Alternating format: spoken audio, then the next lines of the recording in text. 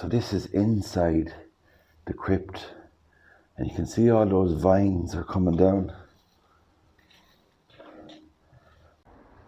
So we're here at Killalone Old Church Ruin and Cemetery. Now the church is abandoned, and it was built around 1825 to 1827.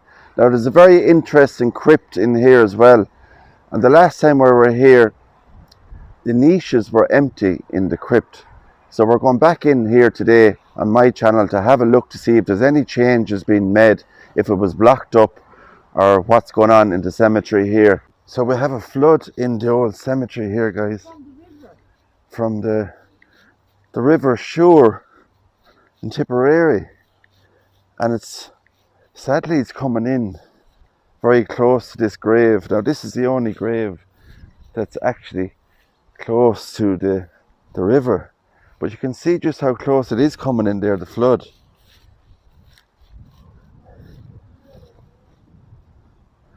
So I hope we don't get any more rain in the area here, because it would be sad to see these graves here getting flooded.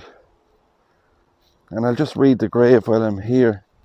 In loving memory of Beatrix, wife of 12th Duke of St. Albans, born on the 25th of March 1877 and died the 5th of August 1953, and of Osborne de Vere, 12th Duke of Stalybans, born the 16th of October 1874 and died in 1961 or 1964 at Holner Hall, Lancashire. Now this one here is a huge crypt as well, and it says sacred to the memory of William A.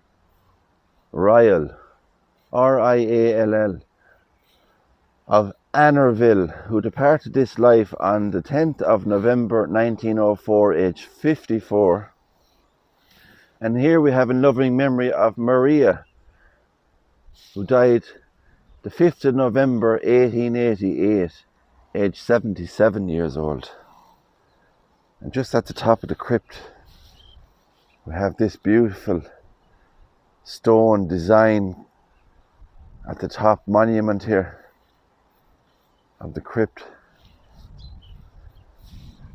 And the setting of this cemetery, I think it's one of the nicest cemeteries. For sure, yeah. It definitely is in the top 10. Oh, top 5 for me. Or 5 maybe, cemeteries that we've been to. We have an old railing around this one here, and unfortunately it's covered up. There's a couple of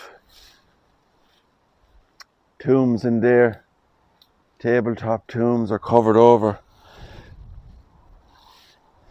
These are of Anner Castle, if I can remember right. Anner Castle, these people are, yeah. So we'll read a couple of these. Eliza Clibborn, wife of Charles E. Clibborn of Anner Park, Clonmel, who died the 4th of August 1918, aged 86 years old. And here we have Charles Edward Clibborn of Anner Park, Clonmel, who died the 16th of April 1922, aged 75 years old. And there's a lot of overgrowth here, you can see, around the grave areas. So I'll try and make my way in to read these. Now here we have Nicholas Herbert of Anner Castle, who died the 18th of February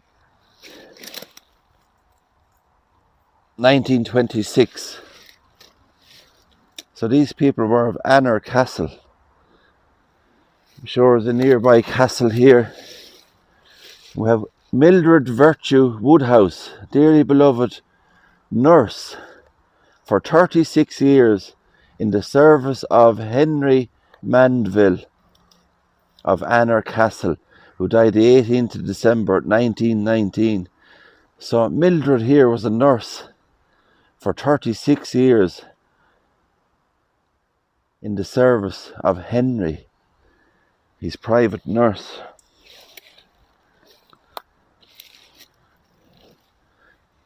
Gladys Elizabeth Manville, second daughter of Henry Ambrose of Anner Castle. She died the 21st of January, and the year is covered with ivy there. Winifred Mary Owens, younger sister of Gladys and widow of Captain H.B. Owens, RAMC, beloved artist in home and garden, born the 5th of April 1889 and died the 10th of June 1978. Look at that inscription. Beloved artist in home and garden. I just love those inscriptions where they actually give you a bit of, you know, what they did in their lives. And Reverend Morris Valentine Mandeville, born in 1903 and died in 1990, third son of Henry Ambrose of Anner Castle, one-time canon of Accra Cathedral in Ghana. Look at that, guys. So he was a canon in the cathedral in Ghana, Accra. So that's the old crypt there, guys, and we'll make our way over that way now. As I was saying, we've been here before. Serenity Sue has done a video here, and it looks like it's still opened today. And was the final resting place here of Sir Thomas Osborne, his widow and his daughter.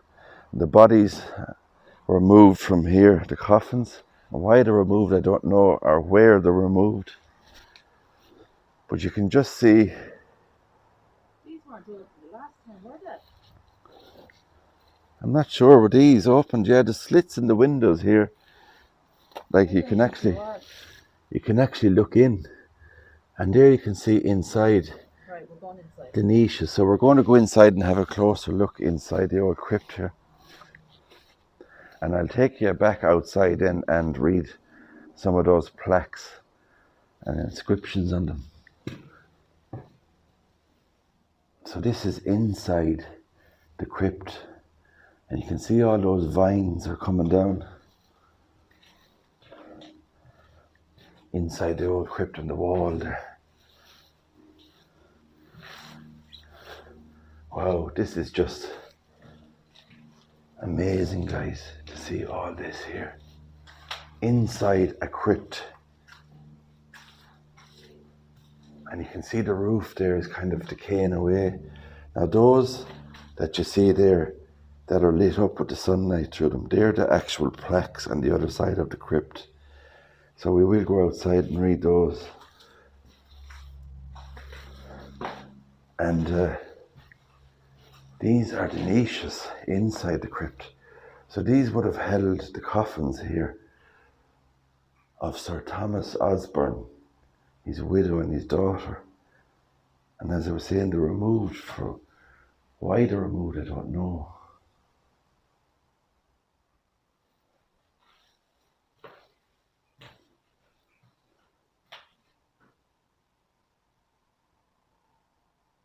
And there's no trace really of any remains left or anything like that there. I don't see anything in that crypt, or that niche, I should say. But it was in here. Serenity Sue found her rabbit. And it frightened me. And it frightened her. And what a place to get a fright, guys, inside this old crypt.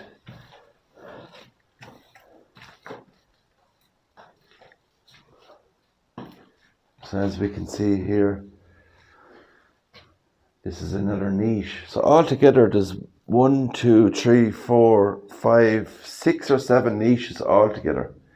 Now from what I found online, it mentioned Sir Thomas Osborne, his wife and his daughter. Didn't say anything about anybody else, but I'm sure there was other people interred here, or maybe there was niches here and they were never used. And there was only 3 people buried here, so it's hard to know. There's old stones there. You can just see here, old bricks and stuff. Not sure they were here last time. Do you know what they've been taken out of there, I swear? Things behind you. Now there is pieces of wood there, guys, and it could be a coffin, and it does look like that to me. Yes. I'll just try and zoom in and show you with the torch. Just there in front you can see pieces of Little bits of ledge there as timber. well. Almost looks like they're charred. And it does look like there was a fire in there. But I think that's the old wood when it gets damaged. So if you're wondering what it looks like inside of an old crypt and niches, that's exactly what it looks like. So we're very lucky that this is opened and we get to actually have a closer look inside here.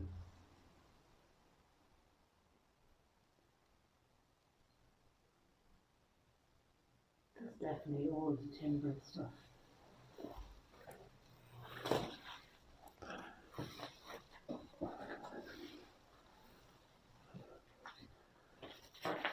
Some more pieces of wood there, guys. Could be from a coffin. Not quite sure. Actually looks like there's bones or something. Oh yeah, up the top. Oh, there is bones up there, yeah. What? Like I don't get this. I don't understand what. Like if the people were moved from here, why is there just up there ahead? Yeah, I'll try and zoom in as far as I can now. Get the camera to focus.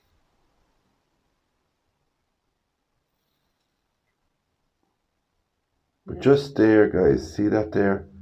That looks like a bone to me. Definitely is. Definitely is. And pieces of timber there, like it could be. More bone, I think, over there to the left. What's left of the coffin. It's a strange one. So unless it was vandalised, or grave robbers were in here, and they had to be moved, and that one got destroyed, and that's what's left. The whole roof is going to eventually fall down. Yeah, but it needs restoration here, guys. Because it's too nice to... And it's a beautiful crypt, as you can see. You go all the way around. But where did these bricks come out? If they weren't there before, I wonder where they're taken from the middles here. It looks like they were taken from there, those bricks, yeah. Was someone planning to take them? All these vines are just hanging down everywhere, guys. Look at that. It's crazy. You can see the roof there is caving in. So I'll bring you around and we'll read the inscriptions on the other side. I was showing you inside the crypt there. The light was coming through the plaques. And I'll just explain to you what I was talking about. And that's these plaques just here. So you can actually see through those. The light is coming in through them. Through the other side of that.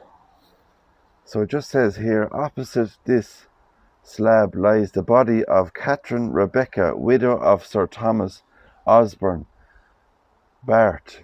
At his home she loved and adorned Newtown Anor. In the 60th year of her age, died on the 10th of October 1856. And on this one here, the remains of Catherine Isabella, only daughter of the late Sir Thomas Osborne and wife of Ralph Osborne, Esquire. She was born on the 30th of June 1818 and died on the 21st of June 1880. And then we have more plaques here. There's no inscription on this one, and there's no inscription on this one here either. So maybe that explains why, you know, it says online that Sir Thomas was buried here with his wife and daughter, and there was no mention of anybody else. So maybe those crypts, you know, the niches in there were made for other family members and they were never used. But interesting, to say the least. And more history there, guys, of this beautiful place. And the old crypt, a mausoleum of the Osbornes. And I hope somebody does come along and repair all the damage that's been done to it there. Because there's no coffins or bodies in there anymore, I'd imagine myself guessing, you know, that they won't actually fix it up because there's no bodies in there anymore. But a beautiful mausoleum and final resting place, and the connections there to Anner, the castle. Now before I finish up the video, guys, I just want to come over and show you a beautiful grave here, of a little boy, Martin, and it's covered in flowers, and it's just on the Catholic side here, as you can see the hedge that divides the cemetery. In loving memory of Johanna Fahey nee Kennedy, also her grandson Martin Fahey, aged 5 years old, born on the 30th of May 1954. Martin Spider in brackets Fahey, aged 94 years old, died the 29th of August 2021, fondly remembered by his family.